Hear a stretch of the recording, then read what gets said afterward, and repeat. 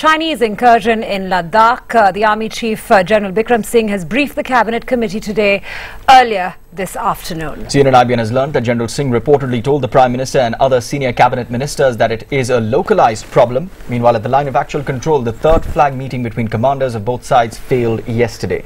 Local commanders are expected to discuss the issue once again. During Tuesday's flag meet, China demanded that India dismantle bunkers and stop work on roads close to the line of actual control. It's a demand that India has outrightly rejected. It is correct that the Cabinet Committee and Security met and the Army Chief briefed us on the situation on the ground.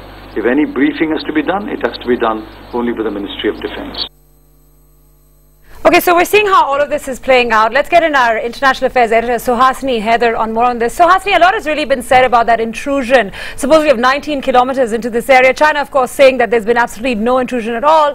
What is really happening in that area? Remember, the phrase we've been hearing throughout has really been the phrase, a difference in perception. What is that difference in perception when it comes to the ground? Most people know that many parts of the India-China border remain unresolved. Few people know that, in fact, at places, they don't even agree on what the line of actual control between the two of them, the LAC, is. For example, in this area, near the Daulat Beg Oldie, the DBO sector, we have two lines of control, or two lines of perception as they are known. The Chinese line of control that runs closer into India, and the Indian line of actual control. Remember, India claims this entire area of Aksai Chin as part of its map as well. For the last few decades, certainly since 1993, when the two of them signed a treaty on the LAC and peace and tranquility over there, they allow each other's troops to patrol these areas. So Indian troops were allowed to go all the way up to this LAC, whereas Chinese troops are allowed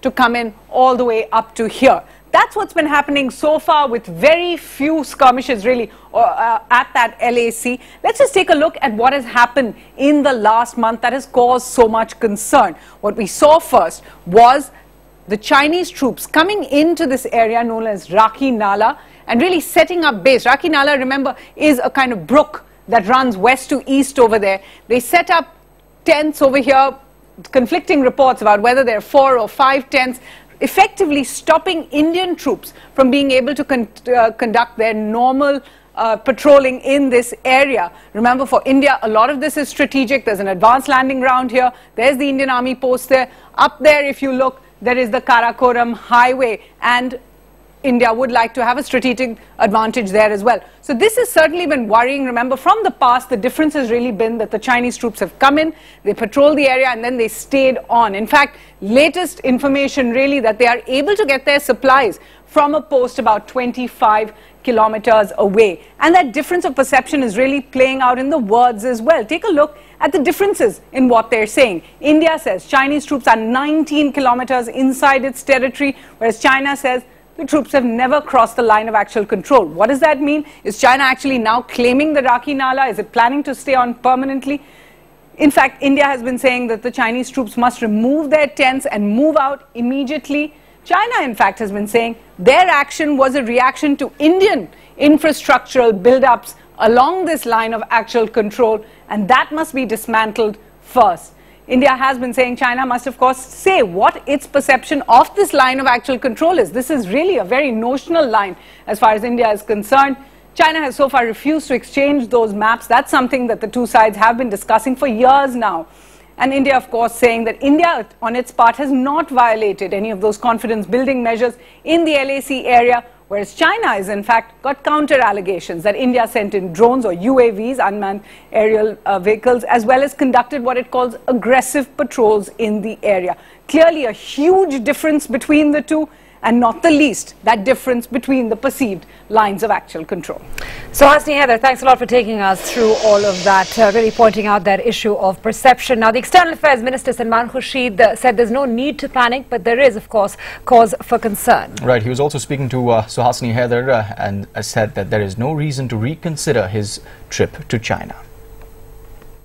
There's a difference of opinion and there's a difference of perception, but there is no confrontation. I think we can express concern, but we didn't press any panic buttons. 19 kilometers sounds like something that should set off a panic button, that should in fact be called an incursion. How many troops, how far in, is not necessarily a full answer.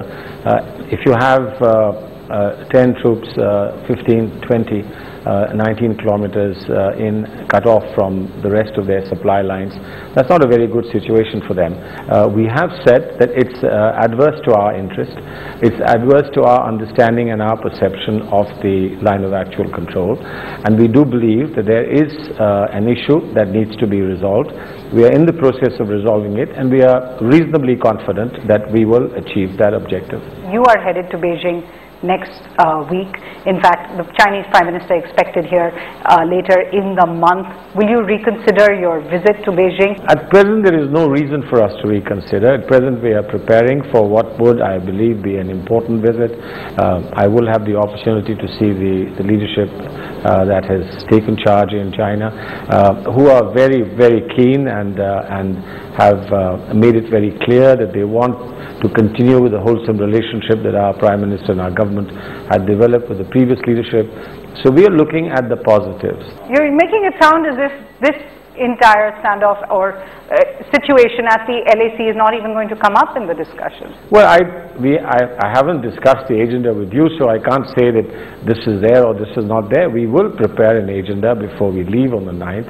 All I can say is, right now, at this point, as I'm talking to you, we see no reason to review the schedules that I have and the schedules that will follow of their leadership visiting India.